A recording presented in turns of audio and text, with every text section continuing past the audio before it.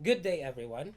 For today's video, you will learn the relationship between pair of angles formed by parallel lines cut by a transversal for corresponding angles and vertical angles. This video features an instructional material, particularly a figure labeled with both print and braille characters. The needed materials are braille paper, tracing wheel, and a marker. So let's get started. Before anything else, we will review some key terms. We have parallel lines. These are lines that do not intersect. Another, we have transversal line. It is a line that passes through two lines. In this figure, we have a pair of parallel lines AB and CD. Line AB is placed above the line CD, which is cut by a transversal line EF with the following points of intersection. We have point H that lies on the line AB and point G that lies on the line CD. Now, we have two angles. We have angles AHF and angle CGH.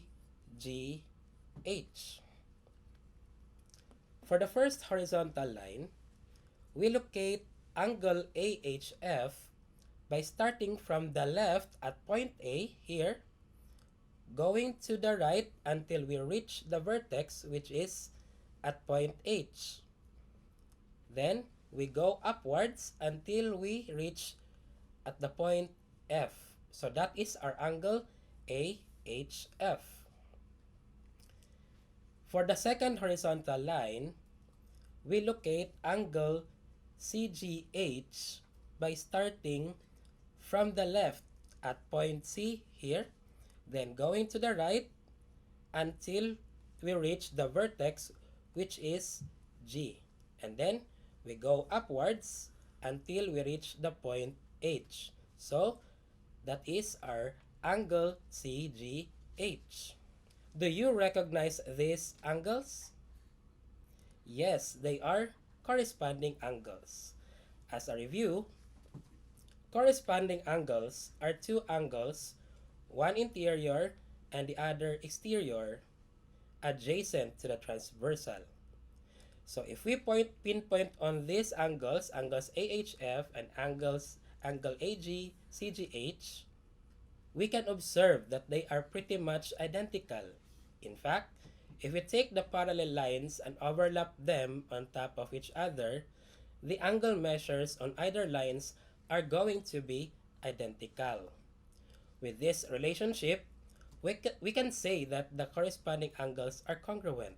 Consequently, when two parallel lines are cut by a transversal, then corresponding angles are congruent. This is also known as the corresponding angles theorem. So let's go back to our example. If we take, for example, the measure of angle AHF is equal to 145. Then, our question, what is the measure of angle CGH? So, we will use the corresponding angles theorem to solve this problem.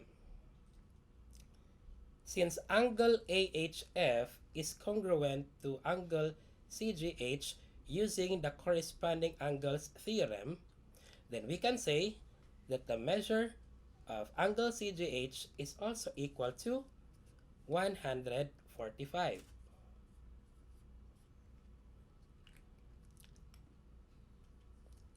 For our next example, we have angles BHF and angle DGH. So these angles are also corresponding angles. So for the first horizontal line, we locate angle BHF by starting from the right at point B, then we go to the left until we reach the vertex which is at point H. Then we go upwards until we reach the point F.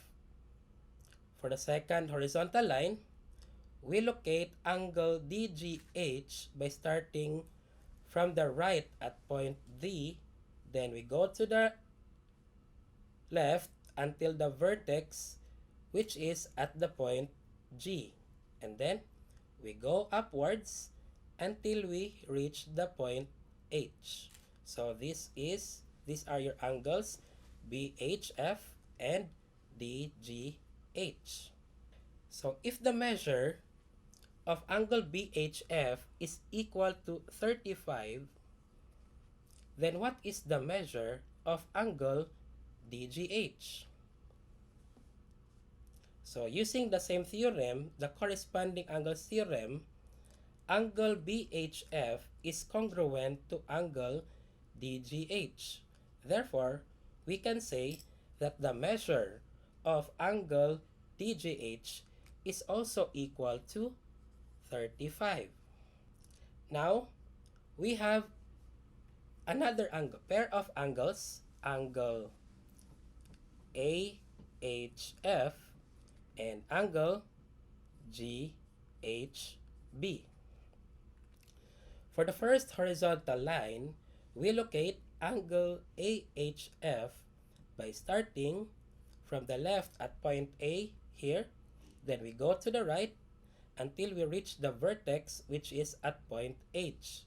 Then we go upwards until we reach the point F. So that is our angle AHF.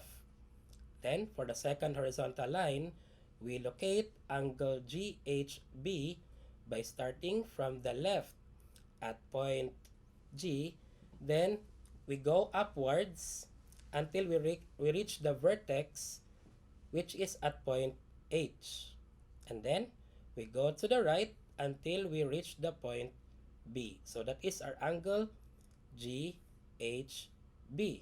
Do you recognize these angles? They are vertical angles. As a review, vertical angles are angles that are opposite of each other when two lines cross. Please remember that when two parallel lines are cut by a transversal, then vertical angles are congruent. This is also known as the vertical angles postulate, wherein vertical angles are congruent. So for example, if the measure of angle AHF is equal to 133, so what is the measure of angle GHB? Using the vertical angles postulate, angle AHF is congruent to angle GHB. Therefore, we can say that the measure of angle GHB is equal to 133. For our last example, we take another pair of angles. We have angle AGC and angle HGD.